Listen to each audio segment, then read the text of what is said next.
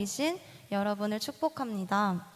하나님께서 우리의 기도를 들으시고 이 땅을 고쳐주실 것을 믿습니다. 그 주님의 계획을 기대하며 우리 함께 찬양하기 원합니다.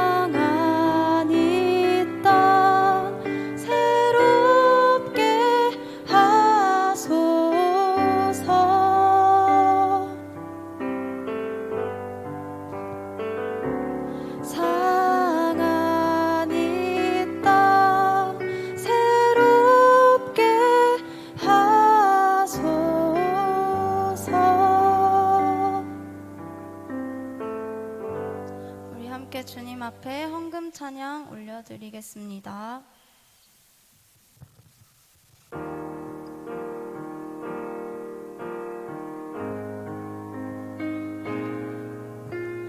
날 위해 십자가에서 깨뜨리신 사랑, 오늘도 그 사랑 안에 나 거합니다.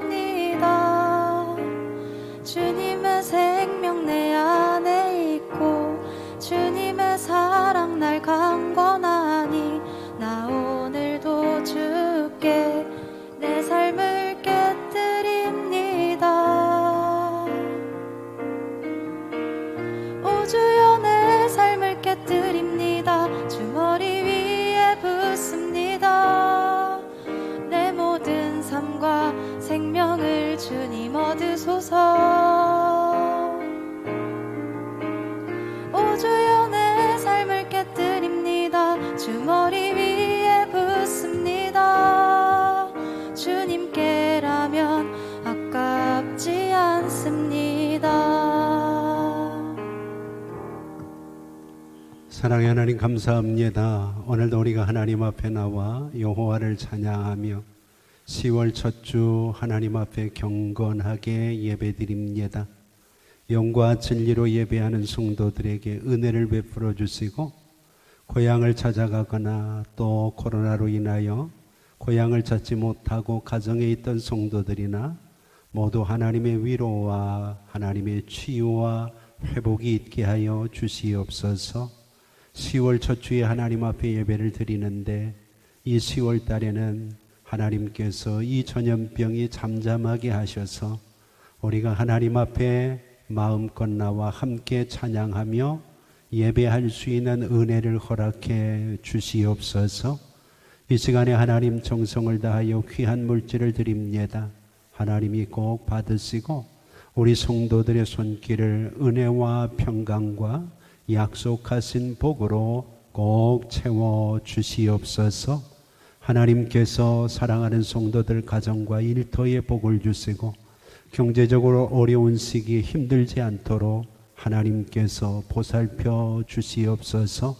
11조를 드리는 성도들 가정과 그들의 직장에 하나님이 복을 주셔서 잘 되게 하시고 형통하게 하시고 선한 일을 감당하는 데 어려움이 없도록 하나님께서 넉넉하고 풍성함으로 꼭 채워주셔서 어려운 시대지만 선한 일에 부한 자들이 되도록 역사하여 주시옵소서.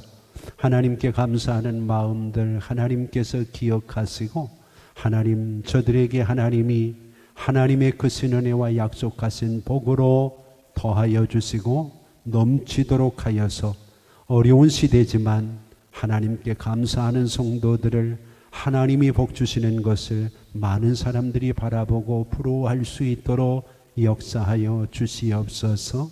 목적을 가지고 구제와 선교를 위해 하나님 앞에 헌신하는 성도들 하나님께서 그 마음과 그 정성까지 꼭 받으시고 우리도 이렇게 어렵고 힘든데 선교지의 선교사님과 우리가 세운 교회들이 얼마나 어렵고 힘들겠습니까? 하나님 돌아보시고 우리가 더 많이 기도함으로 그들과 영적으로 교제하는데 어려움이 없도록 인도하여 주시옵소서.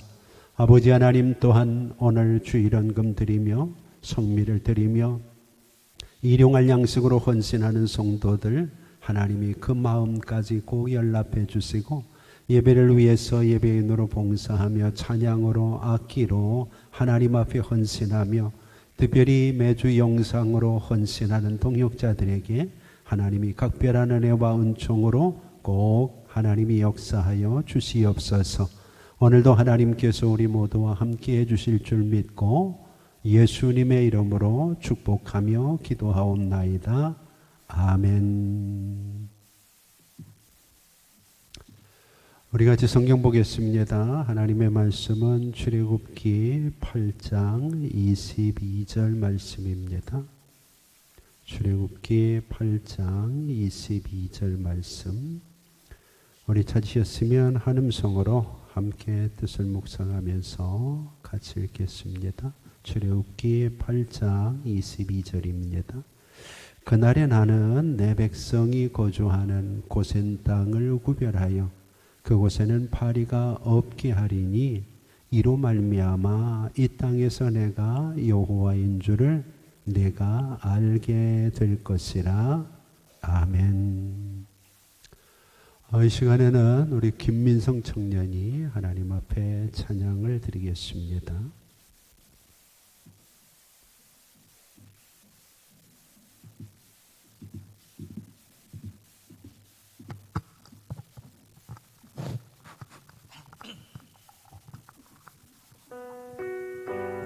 함께 찬양 드리시겠습니다.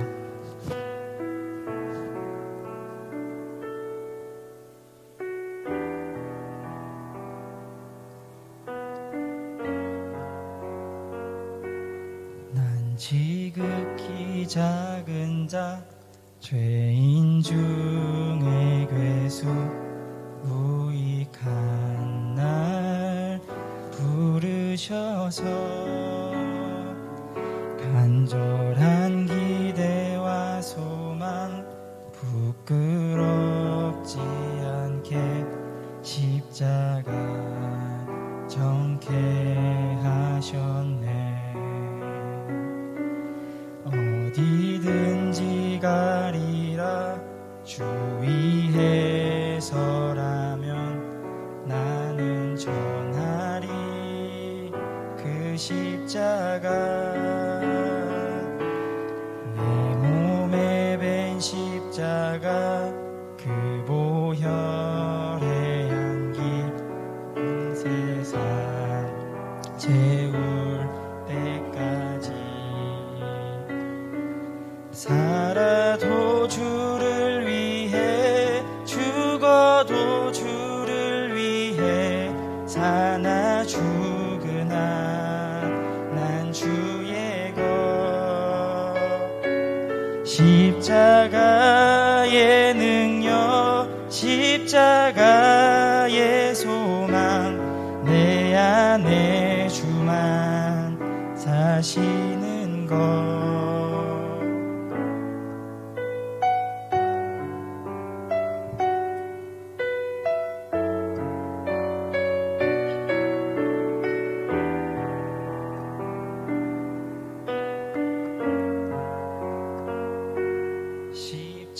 십자가의 능력 십자가의 소망 내 안에 주만 사시는 것 난 지극히 작은 자 죄인 중에 괴수 무익한 날 부르셔서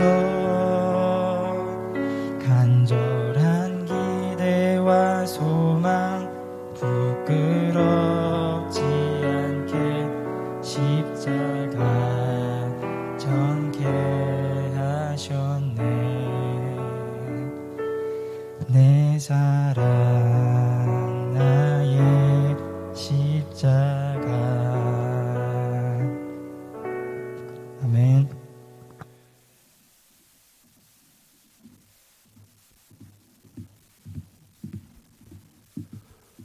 우리 김민성 청년이 어려운 시험에 합격해서 이제 이번 주 군대에 들어가게 됩니다. 그래서 오늘 하나님 앞에 그동안 함께 해주신 것에 감사하며 찬양을 드렸습니다. 예배 끝나고 또 우리 청년을 위해서 함께 기도하는 시간을 갖겠습니다. 지난주 명절이었는데 어떻게 명절 잘 보내셨습니까? 코로나도 어렵고 또 오늘 우리 주변의 경제적인 상황도 힘들어서 여러 가지 어렵지만 그래도 명절을 통해서 고향에 다녀온 성도들이나 그렇지 못한 성도들이나 다 쉼을 얻었기에 하나님의 위로와 하나님의 각별하신 은총이 여러분 모두의 회복과 치유의 은총으로 함께 하시기를 기도합니다. 오늘 본문에 나와 있는 내용을 통해서 하나님은 우리에게 이렇게 질문을 합니다. 내가 이 땅 위에서 절대로 포기할 수 없는 것이 하나 있다. 오늘 여러분들은 이 땅 위에서 절대로 포기할 수 없는 것이 있다면 하나만 꼽으라면 뭘 꼽을 수 있을까요? 나름대로 여러 가지 많은 것들을 얘기할 수 있을 거예요. 근데 하나님은 한 글자, 너를 포기할 수 없다고 얘기합니다. 오늘 여러분, 하나님은 어떤 일이 있더라도 나를 포기하지 않습니다. 오늘 본문의 내용은 바로 그 얘기입니다. 네가 비록 애굽에 살고 고센 땅에 살고 있지만 너는 내 백성이기 때문에 절대로 내가 포기하지 않는다. 그러면서 하나님께서 잘못된 것들을 하나씩 바로잡아가는 내용이 오늘 본문의 내용입니다. 자, 본문의 내용을 보면 그날에 나는 내 백성이 거주하는 고센 땅을 구별하겠다. 고센 땅이 중요한 게 아니라 그곳에 내 백성이 있기 때문에 중요한 겁니다. 그러면서 하나님이 그곳에는 파리가 없게 하겠다 그렇게 얘기합니다. 파리가 없게 하는 것이 뭐 그렇게 대단한 것이라고 하나님께서 오늘 이렇게 말씀을 하시는가 생각을 할 수가 있습니다. 근데 우리가 조금만 역사를 깊이 보면 오늘 이 하나님의 말씀이 뭘 얘기하는지 쉽게 알 수 있습니다. 16세기에 네덜란드 의사였고 신비주의자였던 요한 바이어라고 하는 사람이 있습니다. 이 사람이 이 부분을 해석하면서 이런 말을 했어요. 이 땅의 모든 것들의 악의 우두머리가 루시퍼인데 그 루시퍼의 수석보좌관, 루시퍼 바로 밑에 있는 바로 그 마귀가 오늘 성경에 등장하는 팔이라고 얘기를 합니다. 그러면 우리 성경을 이해하시는 분들은 뭐 그렇게까지 얘기를 할 수 있을까 싶을 정도로 우리가 가지고 있는 현실하고 동떨어진 내용처럼 느껴질 수 있어요. 그런데 우리가 성경을 보면 본문에 나와 있는 이야기를 다른 명칭으로 사용을 하고 있어요. 예를 들어서 파리가 우리에게 주는 영향 이러면 이해가 잘 안 되지만 여러분들이 바알세불 이러면 좀 이해가 되시는 분들이 있죠. 바알세불 성경에 7번 등장을 하는데 귀신의 왕이다 그런 얘기입니다.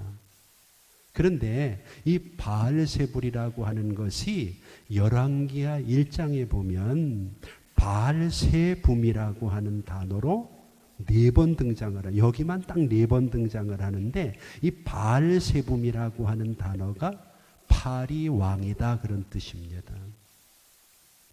예수님이 권능을 행하고 능력을 행할 때 바리새인들이 저가 바알세불을 힘입었다. 귀신의 왕, 그 귀신의 왕이 바로 오늘 여기 등장하고 있는 팔이라고 하는 신입니다.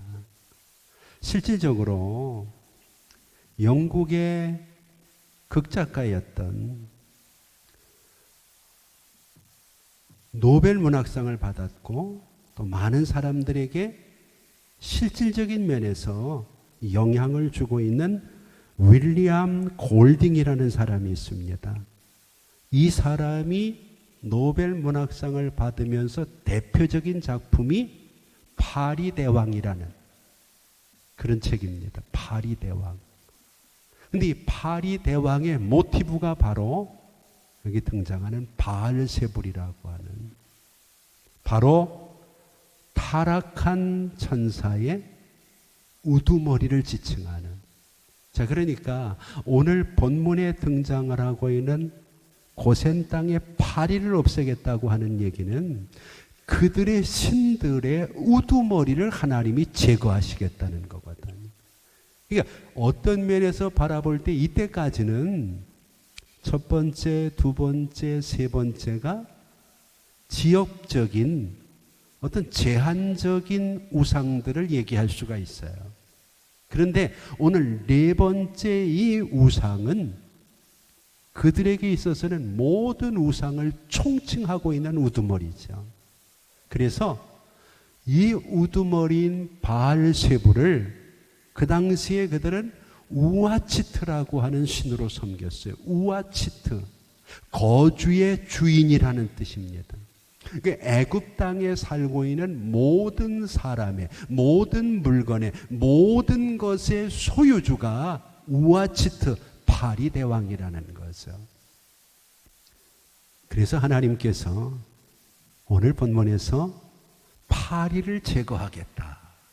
이렇게 말씀을 하실 때 여러분들은 그 당시에 그들이 섬기고 있는 우상 중에 최고 우상을 하나님께서 정리하시는 것이다. 이번 추석을 보내면서도 안 믿는 사람들은 많은 신들을 저마다 섬기잖아요. 제사도 지내고 여러 가지 차례의식도 갖고 그런데 그들 중에 우두머리가 있다고 생각을 해보세요. 그것이 애굽 사람들이 지금 주장하고 있는 우아치트라고 하는 파리대왕입니다. 오늘 하나님께서는 그들이 생각할 때에는 이 우아치트가 그들의 운명을 쥐고 있다고 생각을 했어요. 그리고 모든 것을 그가 소유하고 있다고 생각을 했기 때문에 이스라엘 백성들마저도 그들의 소유고 그래서 그들이 마음대로 할 수 있다고 생각을 합니다. 여기 하나님이 제동을 거는 거죠. 여러분 한번 이렇게 질문을 해보죠. 오늘 우리를 소유하고 있는 것이 있다고 하면 무엇일까? 인간을 소유할 수 있는 것이 무엇일까? 어떤 사람은 국가가 국민을 소유하고 있다고 생각을 해요.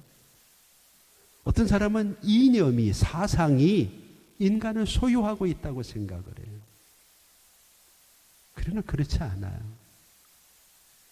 우리가 성경이나 성경의 역사를 보더라도 하나님께서 세상을 만드실 때 모든 것들을 인간이 살기 편하게 만들어 놓고 마지막으로 인간을 만드셨어요.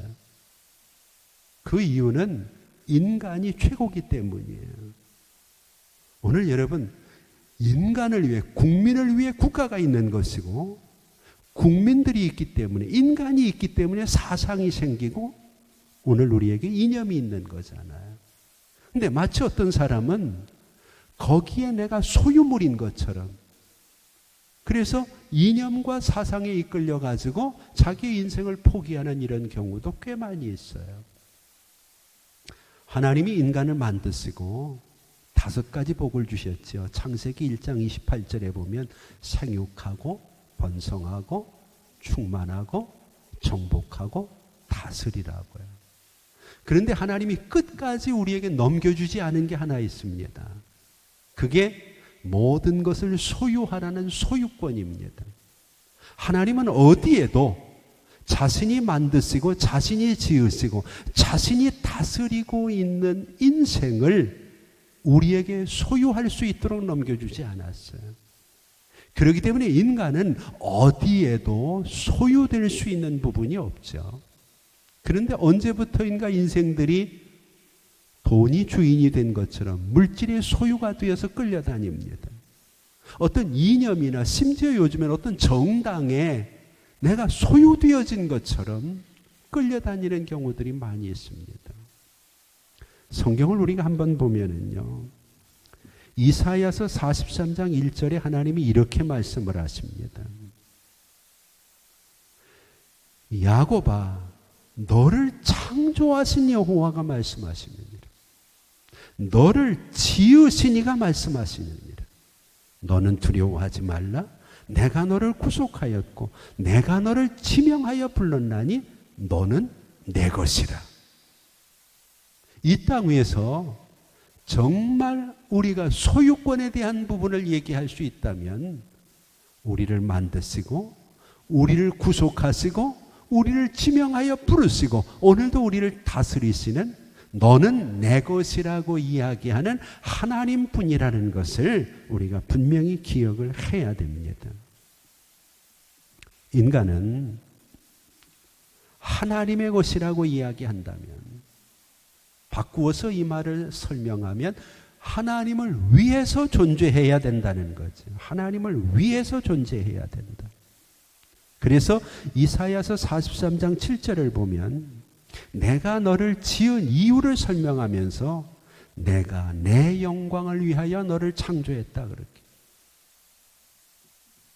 내가 국가의 소유라면 국가의 영광을 위해 살아야지. 이념의 소유라면 그 이념을 위해서 죽어야 되는 거예요.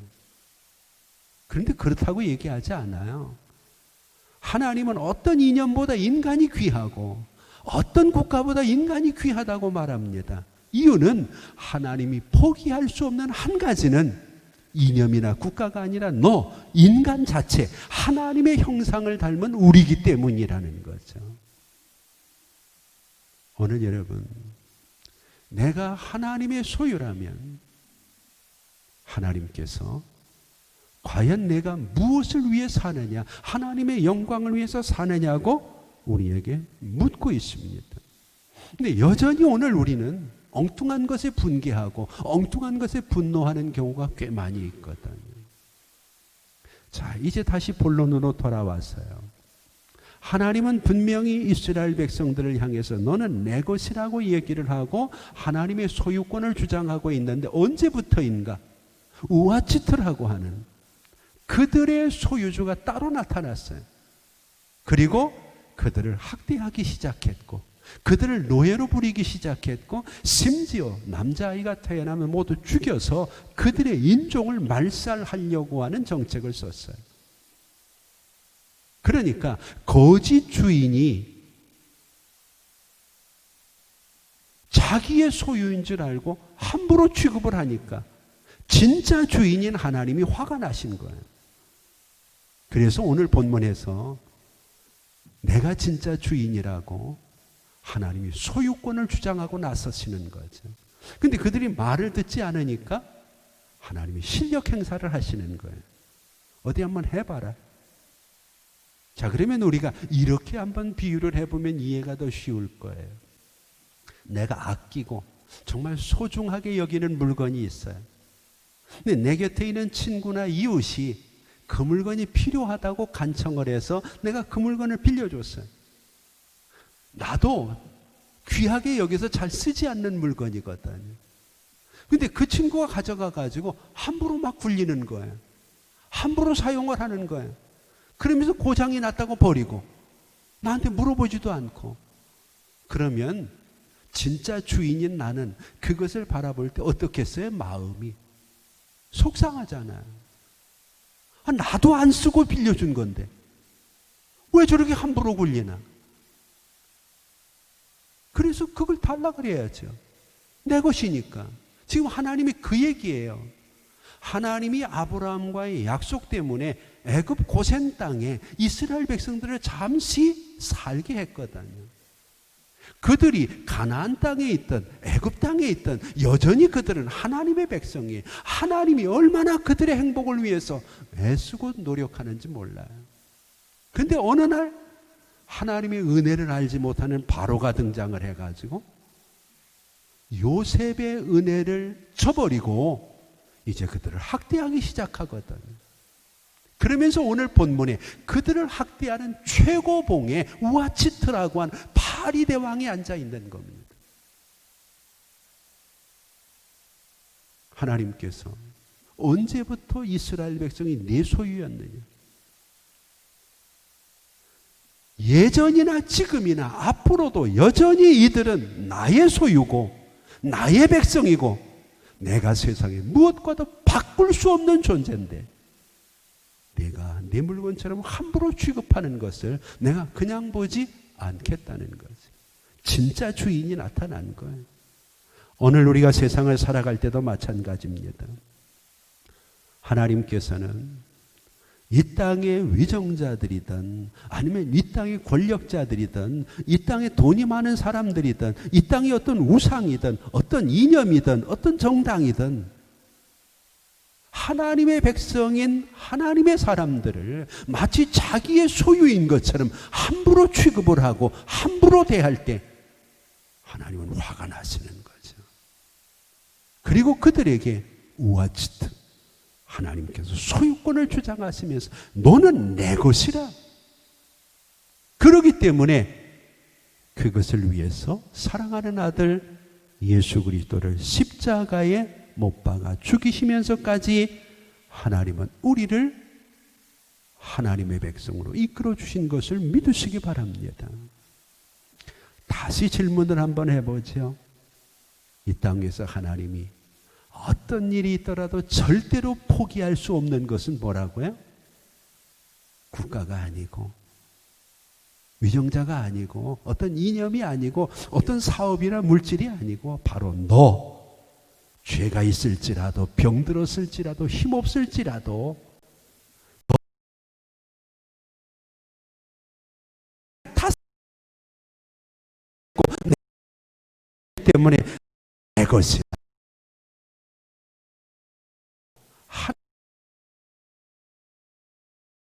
하나님은 절대로 용납하지 않으시는 거죠. 자, 이제 하나님이 절대 포기할 수 없는 너를 위해서 몇 가지 중요한 일을 하십니다. 첫 번째가 22절을 보면 그날에 나는 내 백성이 거주하는 고센 땅을 구별하겠다 그랬어요. 구별한다는 말이 중요합니다. 23절에도 보면 내가 내 백성과 내 백성 사이를 구별하겠다 그렇게 얘기를 해요. 그런데 이 말이 첫 번째, 두 번째, 세 번째 재앙에는 안 나오던 얘기거든요. 첫 번째도 두 번째도 세 번째도 하나님이 이스라엘 사람이나 애굽 사람이나 믿는 사람이나 믿지 않는 사람이나 똑같이 어려움을 당하도록 버려두셨습니다. 그런데 네 번째에 와서 하나님은 하나님의 백성과 애굽 백성을 뭐하기 시작했다고요? 구별을 하기 시작했다고요. 그래서 오늘 본문은 반복해서 구별했다고 하는 것을 강조하고 있습니다. 아까 우리가 읽었던 이사야서 43장 1절에 보면 여호와께서 지금 말씀하신다고 말씀하시면서 너를 지으시니가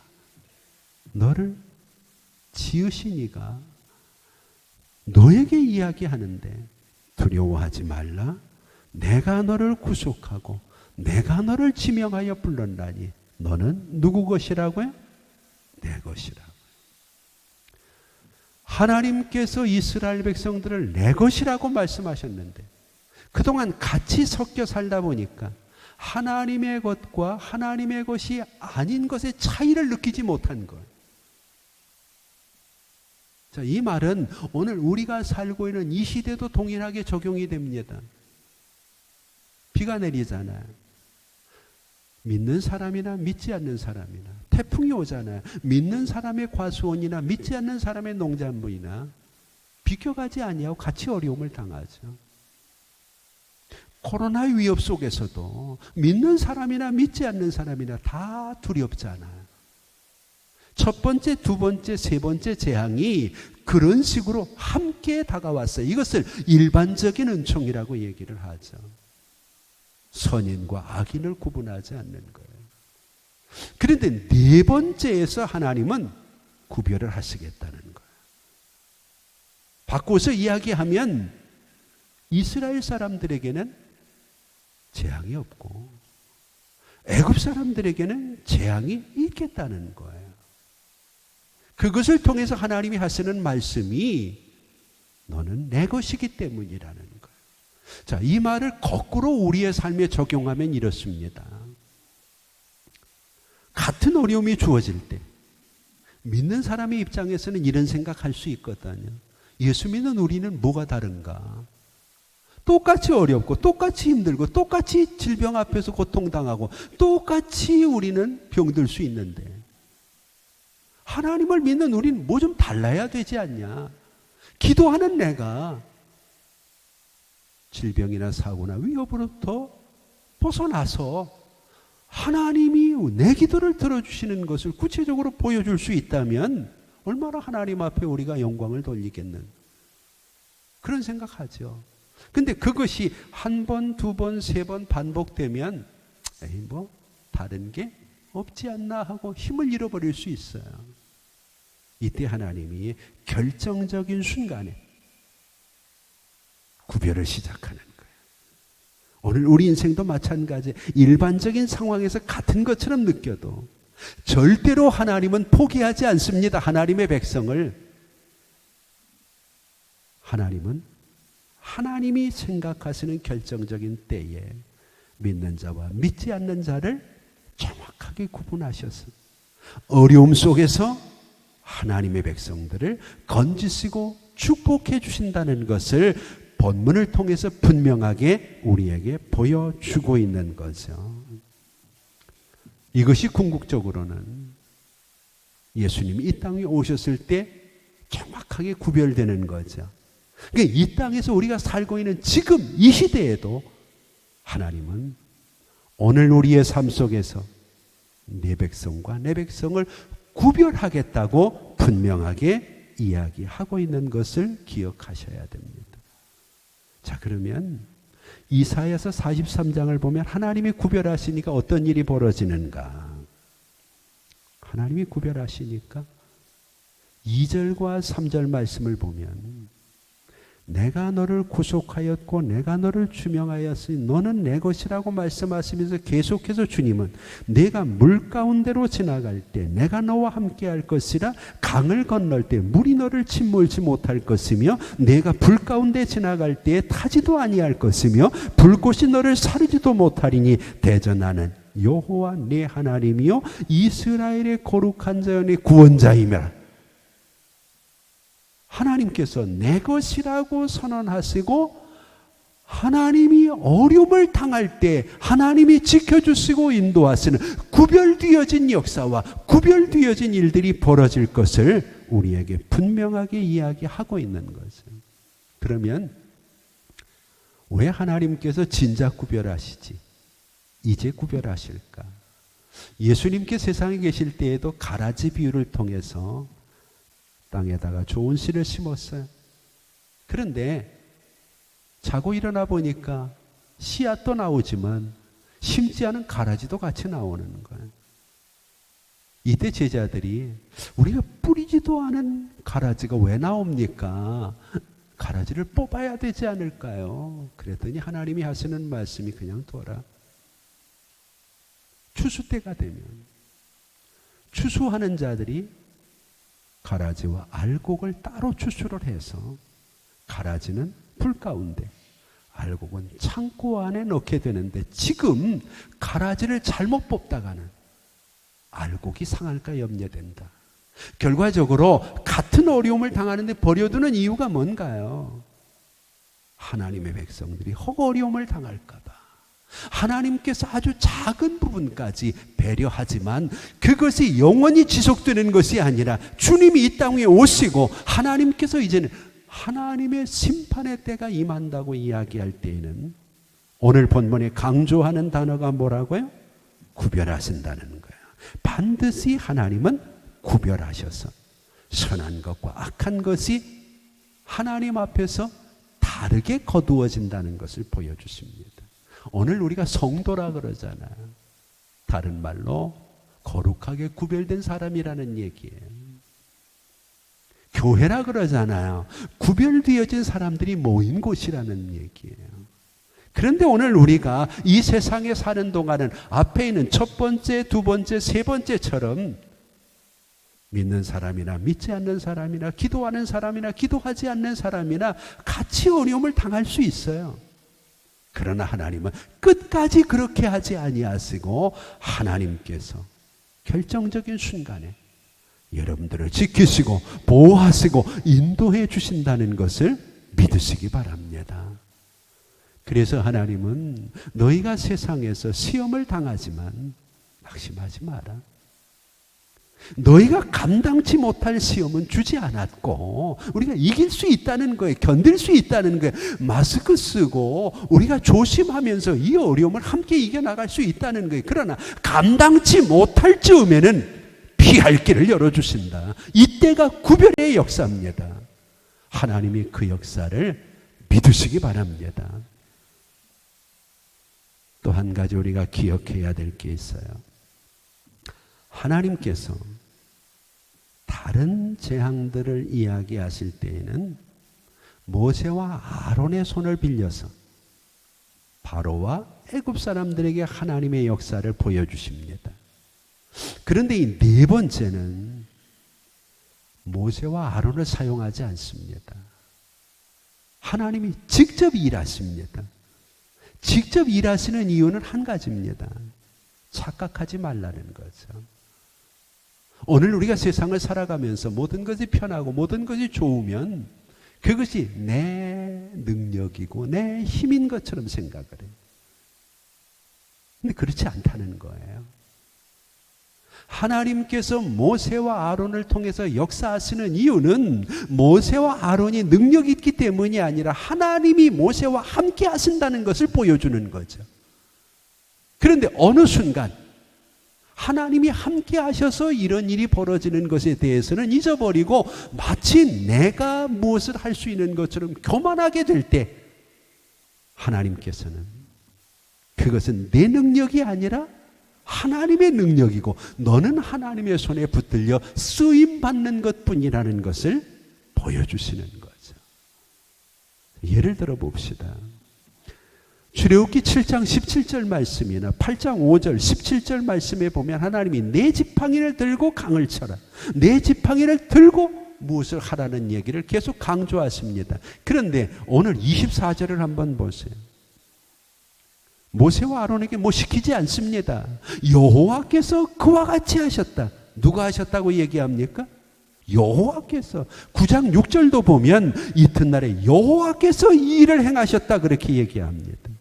모세의 지팡이가 능력이 있는 게 아니고 우리가 능력이 있어서 우리가 대단해서 어려움들을 이겨나가고 하나님의 능력을 행사하는 게 아니라는 거예요. 하나님이 우리를 통해서 역사하고 있는 것을 시시로 느끼고 깨닫고 고백해야 된다는 거예요. 오늘 내가 나 된 것은 바울의 고백처럼 하나님의 은혜 때문이라는 고백을 잊어서는 안 된다는 거죠. 자, 여러분들이 이런 질문 한번 던져볼까요? 마가복음 9장에 보면 변화산 사건이 있습니다. 예수님이 변화산에 계시는 동안 밑에 있는 제자들은 아버지가 귀신 들린 아들을 데리고 와서 그 아들을 고쳐달라고 제자들에게 맡기니까 제자들이 예수님이 안 계신 그 사이에 그것을 좀 고쳐보려고 무진 애를 씁니다. 근데 고쳤나요? 못 고쳤나요? 못 고쳤잖아요. 근데 예수님이 내려오셨어요. 그래서 제자들이 이 상황이 이만저만 해가지고 이런 상황이 벌어졌다고 미처 얘기하기도 전에 그 아버지가 예수님에게 쫓아가가지고 얘기하죠. 당신 제자들은 능력도 없고 도대체 고치지를 못하니 어떡할 거냐. 당신이 뭐 할 수 있으면 좀 해달라. 그랬더니 예수님이 할 수 있거든이 무슨 말이냐. 믿는 자에게 능치 못함이 없는데 아버지가 말을 바꾸죠. 예, 내가 믿습니다. 좀 고쳐주세요. 예수님께서 말씀을 하시니까 귀신이 떠나가는 거예요. 그 제자들이 이때껏 애를 썼는데 못 고쳤어요. 얼마나 민망하겠어요. 그래서 그 아버지가 아들을 데리고 자리를 떠난 이후에 제자들이 예수님께 물었잖아요. 왜 우리는 안 되는 겁니까? 왜 우리 못 고쳤습니까? 그때 예수님이 뭐라고 말씀을 하셨죠? 기도 외에는 이것들이 나가지 않는다 그랬거든. 자, 그럼 여러분들의 질문입니다. 예수님의 제자들은 기도를 안 했다는 얘기입니까? 그럼 뭘로 고치려고 애를 썼을까요? 힘으로? 소리 질러서? 저는 그렇게 생각하지 않아요. 예수님의 제자들도 기도했을 거예요. 왜 기도 안 했겠어요? 그런데 예수님의 제자들이 하는 기도 속에 뭐가 없다는 거예요? 예수가 없다는 거예요. 여러분, 결정적인 문제는 뭐예요? 결정적인 어려움은 뭐예요? 그 자리에 예수가 없었다는 거잖아요. 예수님이 계셨더라면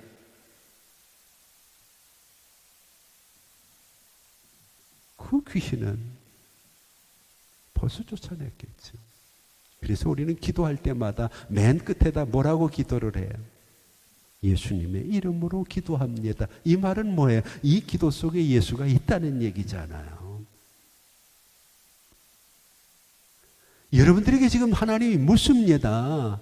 내 신앙 속에 정말 예수가 있냐? 내 삶 속에 예수가 살아있냐? 네 예배 속에 예수가 계시냐? 너 그렇게 예수 잘 믿는다 그러고 그렇게 오래 교회 다녔다고 얘기하는데 네 주인이 우아치트 내 소유자가 여호와가 아니라 세상 사람들이 말하는 파리대왕 아니냐는 거예요. 예수 없이 기도하는 사람들이 바리새인이고 예수 없이 신앙생활하는 사람들이 사두개인이잖아요. 성경은 그들을 독사의 새끼라고 얘기를 해요. 기도는 했겠죠. 근데 문제는 그 기도 속에 예수가 없다는 거예요. 설교는 들었는데 하나님의 메시지는 받았는데 우리가 신앙생활은 하는데 예수는 없다는 거예요. 오늘 하나님이 모세에게 그걸 막아주시는 거죠. 그냥 놔두면 10번째 재앙까지 이르면서 모세가 얼마나 교만했겠어요. 그러지 않아도 모세가 버림을 받는 이유가 반석을 잘못 쳐서 교만함 때문에 하나님을 드러내야 될 그가 자신을 드러내다가 어려움을 당하잖아요. 하나님이 오늘 4번째를 통해서 이건 네 능력 아니다. 이건 네 재주 아니다. 이건 네가 잘나서 하는 거 아니다. 내가 너와 함께하기 때문이다. 너 없어도 나는 이 능력을 행할 수 있다는 것을 24절에서 보여주고 있는 거죠. 오늘 우리도 마찬가지입니다. 내가 잘나서 오늘 우리가 이만큼 사는 것이 아니라 하나님이 우리와 함께 하기 때문에 하나님의 은혜로 오늘 내가 여기 있다는 것을 믿으시기 바랍니다. 예수 없는 기도는 능력이 없다는 거예요. 이제 마지막 결론입니다. 오늘 우리는 많으면 축복이라고 생각을 해요. 근데 오늘 본문을 한번 보세요. 정말 많은 게 복일까? 21절을 볼까요? 내가 만일 내 백성을 보내지 아니하면 내가 너와 내 신하와 내 백성과 내 집들의 파리떼를 보내리니 애굽 사람의 집집에 파리떼가 가득할 것이라. 가득한 게 축복인가? 아니잖아요. 여기에서 신학자들은 이런 얘기를 해요. 적당한 것은 은총이지만 가득한 것은 재앙이라고요. 여러분, 땅에 지렁이가 있으면 좋은 땅이잖아요. 그죠? 지렁이가 살 수 있으면 좋은 땅이에요. 근데 하도 농약을 쳐대니까 지렁이가 못 사는 거예요. 그러니까 거기서 나온 그 식물을 우리가 먹으니까 건강할 수가 없잖아요. 그런데 지렁이만 있으면 어떻게 되나요? 너무 많으면 아니에요. 웅덩이에 장구벌레가 있고 물고기가 있으면 좋은 거죠. 장구벌레만 있으면 아니잖아요. 배추를 심었어요. 요즘에는 건강들 생각하니까 배추벌레가 좀 파먹고 이런 것들은 농약을 안 뿌린 걸로 생각을 하니까 더 비싼 값을 주고 사거든요. 너무 깨끗해도 이게 문제라 그러잖아요. 그런데 배추벌레만 너무 많으면 어떤가요? 여러분, 우리의 삶 속에서 우리 인생은요, 너무 많은 것을 소유하려고 해요. 근데 너무 많은 것은 재앙일 수 있어요. 오늘 우리에게 가장 큰 하나님의 은총은 내 믿음을 지키기에 적당한 어려움, 내가 건강하게 살아갈 수 있는 적당한 재산, 내가 하나님 앞에 열심을 낼 수 있는 적당한 힘, 그렇지 않나요? 그래도 내가 이 코로나의 위협 속에 이만큼 나와서 하나님 앞에 예배하고 하나님을 찬양하고 하나님을 섬길 수 있는 이만한 건강이 은혜고 은총 아닌가요? 너무 건강해가지고 팔팔하면 오늘 여기 없을 사람들 꽤 많아요. 그렇지 않나요? 물질도 그렇잖아요. 너무 많아서 처치곤란이 되면 우리 신앙이 얼마나 더 흔들리고 얼마나 더 하나님 없이도 살 수 있다고 큰 소리를 칠까요? 오늘 본문에 나와 있는 가득한 것은 그들에게 절대로 축복이 아니었어요. 어떤 사람은 햇볕만 많이 쬐면 좋겠다고 생각을 해요. 근데 햇볕만 1년 365일 쬐면 사막 되는 거예요. 풀 한 폭이 살 수가 없어요. 비도 적당해야 되고 햇볕도 적당해야 되고 오늘 우리에게 주어진 이 고난도 어떤 면에서는 우리가 감당할 수 있는 적당한 것으로 끝나면 우리의 신앙에 우리의 삶에 유익을 줄 수 있다는 거죠. 오늘 하나님은 애굽 사람들이 그 좋아하는 우아지트, 그들의 신을 그들의 집에 가득하게 만들어 놓으셨어요. 그러니까 이들이 그렇게 좋아하는 신이 가득한데 난리가 난 거예요. 살 수가 없는 거예요. 이런 파리가 몇 마리만 돌아다녀도 살 수가 없는데 오늘 여기 말하는 파리는 깔따구거든요. 짐승과 사람의 피를 빨아먹는 거예요.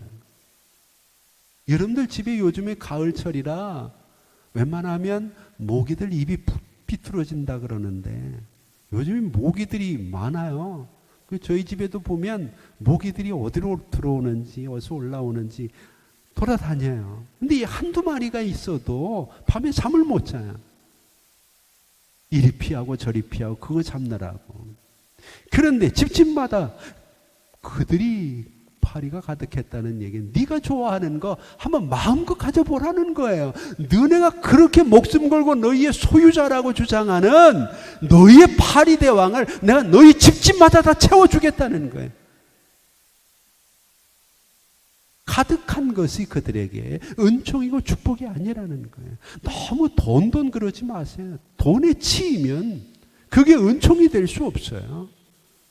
오히려 그것이 우상이 될 수 있다는 것을 우리는 기억하고 21절에 가득할 것이라 가득할 것이라 이것이 별로 우리에게 좋은 것은 아니라는 것을 꼭 기억하시기 바랍니다. 이제 결론은 25절을 한번 보세요. 바로가 급하니까 모세와 아론을 불렀어요. 하나님이 지금 하시는데 모세와 아론을 부를 게 아니라 하나님 앞에 엎드리면 참 좋을 텐데 눈에 보이는 사람인 모세와 아론을 불러가지고 얘기합니다. 너희는 가서 이 땅에서 너희 하나님께 제사를 드리라. 여기 부정과 긍정이 함께 나옵니다. 이게 우리 신앙의 가장 중요한 기반이에요. 모토예요. 자, 너희는 가서 이 땅에서 하는 말은 삶에 대한 부분이에요. 하나님이 모세를 통해서 그들에게 요구한 게 두 가지예요. 첫째는 이 땅을 떠나서예요. 두 번째는 예배를 드리게 하라는 거예요. 근데 바로가 지금 반만 얘기를 하잖아요. 가서 예배를 드려라. 그러나 어디서? 이 땅에서. 성도들은 이 유혹에 조심해야 돼요. 많은 사람들이 예배만 드리면 되는 줄 알아요. 그리고 삶은 세상 사람처럼 똑같이 삽니다. 이 땅에서 사는 거예요. 하나님은 모세에게 그게 하나님이 원하는 게 아니라 그래요. 여러분, 성도는 삶이 변해야 되는 거예요. 그 삶이 예배가 될 수 있는 거죠. 근데 지금 바로는 그들이 소유주라고 이야기하는 우아치트 파리 대왕이 하나님에 의해서 속절없이 무너지게 되니까 포장을 하는 거예요. 예배는 드려라. 그러나 삶은 바꾸지 마라. 이 땅에서 드리라는 거예요. 오늘 여러분 예수를 믿으면서 여전히 이 땅에서 삶이 변화되지 않아가지고 계속 다람쥐 쳇바퀴 돌듯 옛사람 옛성품 이렇게 살아가는 사람이 꽤 많아요. 삶이 변해야 돼요. 생활이 달라져야 돼. 그래서 하나님은 아브라함에게 내 본토 친척 아비집을 떠나라는 거예요. 이게 구별인 거예요. 오늘 여러분 세상 사람들이 사는 사고방식, 세상 사람들이 생각하는 사고방식, 그들의 가지고 있는 습관처럼 살면서 예배만 하나님 앞에 드린다고 온전한 성도가 아니라는 거예요. 삶의 예배, 하나님께 드리는 예배가 구분되지 아니하고 연결될 수 있을 때 하나님은 온전한 성도라고 얘기하죠. 오늘 본문에서 바로는 아주 교묘하게 삶은 바꾸지 마라. 생활의 패턴은 바꾸지 마라. 예배는 드려라. 이 코로나 시대에 우리가 묵상해야 될 부분이에요. 삶은 세상에 두고 주일날 내가 하나님 앞에 나와 예배 드린 것, 영상을 통해 예배 드린 것으로 내가 하나님의 백성이다 그렇게 얘기하지 말자는 거예요. 어려운 때일수록 우리의 소유주가 누구인지 한번 돌아보고 혹시라도 우리의 기도 속에 예수가 빠지지 않았는지, 우리의 예배 속에 예수가 없지 않는지, 우리의 삶 속에 예수 없는 불신자 같은 삶을 우리가 살아가면서도 예배만 드린다고 내가 성도라고 구별되었다고 자신하는 어리석음은 없는지 우리 한번 돌아보면서 어려운 시대지만 삶도 변하고 예배도 온전하게 드릴 수 있는 아름다운 성도들이 꼭 될 수 있기를 주의 이름으로 축복합니다. 기도하겠습니다. 이제는 우리 주 예수 그리스도의 은혜와 우리 아버지 하나님 극진하신 사랑하심과 성령님의 감화 감동 위로 교통하심이 오늘 이 시간 우리의 삶 속에 일반적인 은총으로 악한 사람이나 선한 사람이나 함께 어려움을 당하지만 한 번, 두 번, 세 번이 지나고 네 번째에는 하나님이 구별하셔서 선한 사람들에게 하나님의 귀한 역사들을 이루어 가시는 것을 바라보면서 오늘 잘못된 주인에게 무릎 꿇지 말고 온전한 주인 되시는 너는 내 것이라고 말하며 우리를 보호하시는 여호와가 나의 목자 되시는 그분에게 우리의 삶을 맡기고 혹여라도 우리가 기도라는 형식, 예배라는 형식, 우리의 삶의 신앙이라는 형식은 가지고 있지만 예수 없는 형식만 남지 않았는지 이 코로나 위기 시대에 다시 한번 돌아보면서 삶도 변하고 온전한 예배도 회복되기를 간절히 소망하는 우리 성도들 머리 위에 이제부터 영원토록 함께 있을지어다. 아멘.